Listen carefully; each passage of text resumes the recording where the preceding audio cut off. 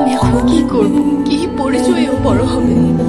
তোমাকে একটা গল্প বলি, একটি নিষ্পাপ বাচ্চার গল্প, যে গল্পটা শুনলে তুমি নিজেই ডিসিশন নিতে পারবে তুমি এখন কি করতে চাও।